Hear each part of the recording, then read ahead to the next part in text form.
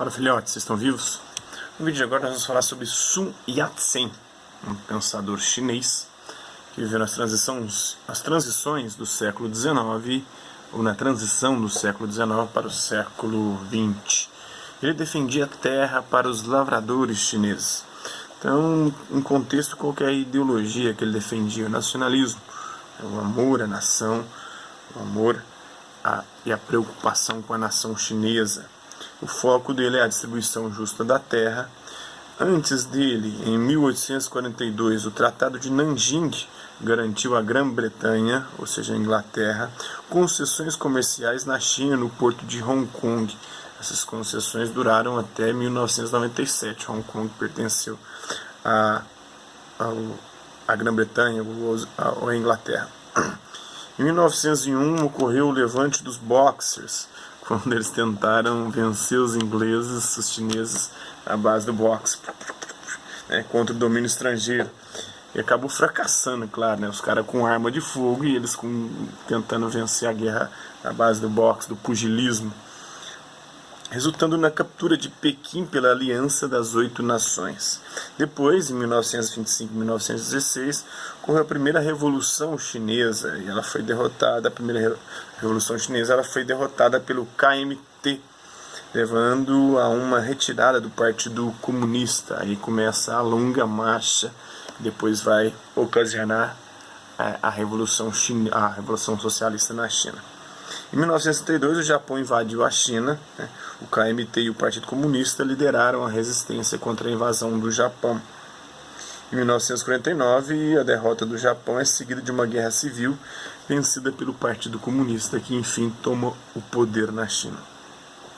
Então, a China era um estado único desde a fundação da dinastia Qin, que ocorreu em 222 a.C. Mas na segunda metade do século XIX foi repartida entre as maiores potências ocidentais que impuseram os tratados desiguais, uma série de acordos assinados sob pressão por sucessivos imperadores, impedindo o desenvolvimento e empobrecendo o povo. A fraqueza do Império Chinês em defender a si próprio ou ao povo que ele alegava cuidar provocou uma longa crise na China. Conforme pioraram as condições, o regime tornou-se muito impopular e diversos levantes causaram uma destruição crescente na China. Uma forma única de nacionalismo chinês surgiu contra esse cenário de conflito social e sujeição às superpotências ocidentais, e mais tarde também aos japoneses. Ela enfatizava a necessidade de se aprender com o Ocidente para transformar a China numa sociedade moderna, rompendo com as falhas do Império Chinês e com o sensível atraso das rebeliões camponesas que não conseguiam fazer com que ela avançasse. Então, a partir de 1880, Sun Yat-sen se inseriu entre os criadores de grupos nacionalistas, tentando um levante contra o domínio de Pequim, a capital. Diferentemente de vários de seus contemporâneos, ele enfatizava as vantagens da cultura chinesa numa fusão do respeito pela história da nação com a apropriação de valores ocidentais. Então a China, nessa época, ela era dirigida por uma corte imperial fraca e corrupta, e era dominada por potências estrangeiras. Mas o respeito pela China como uma grande nação, com uma grande história, somada à democracia ocidental e ainda ao desenvolvimento econômico e à distribuição justa da terra, poderiam levar a China republicana, ou a uma China republicana moderna, acreditava Sun Yat-sen.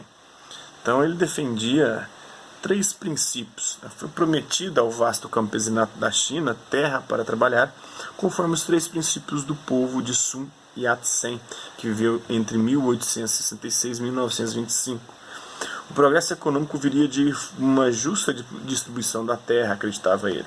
Então Sun organizou suas ideias ao redor daquilo que se tornou conhecido como os 3 princípios do povo: o nacionalismo, o amor à nação, a preocupação com a nação chinesa; a democracia, o governo do povo, de acordo com os interesses do povo; a representatividade e o meio de vida do povo. O último princípio se referia ao aprimoramento econômico, mas foi entendido por Sun como o desenvolvimento da base de uma distribuição justa dos recursos, especialmente a terra para os seus camponeses, os lavradores. Por isso, terra para os lavradores, para quem trabalha na terra.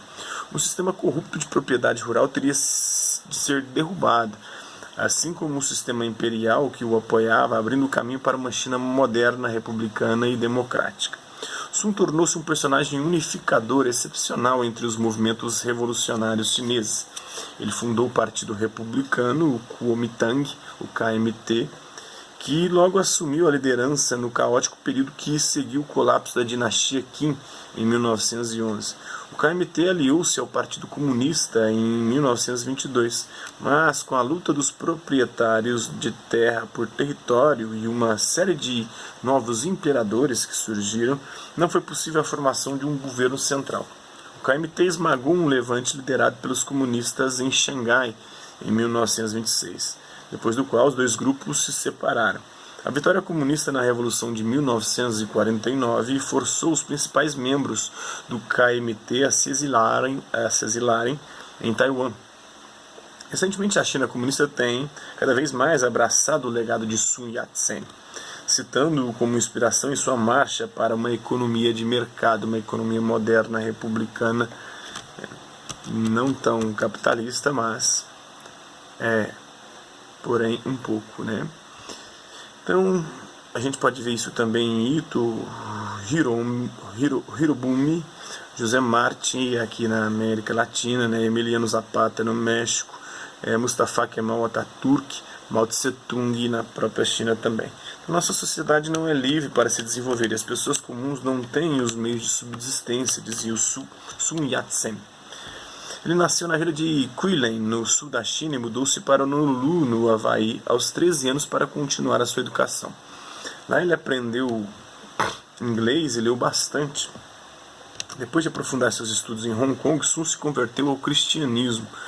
Tornou-se médico, mas largou mais tarde o ofício para se concentrar em tempo integral na atividade revolucionária.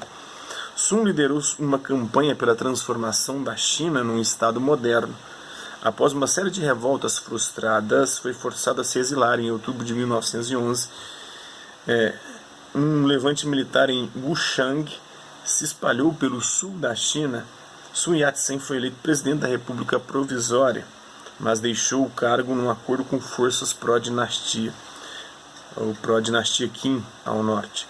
Em 1912, ajudou a formar o Kuomintang, para continuar a luta por uma república unificada enquanto o país afundava numa guerra civil, na guerra. As principais obras dele tem International Development of China, ou Desenvolvimento Internacional da China, e os 3 princípios do povo, Sanminchu. Então esse é um pouquinho do pensamento de Sun Yat-sen, esse filósofo político, esse pensador político chinês. Espero que vocês tenham gostado do vídeo. Quem curtiu, dá um like. Quem não curtiu, dá um dislike.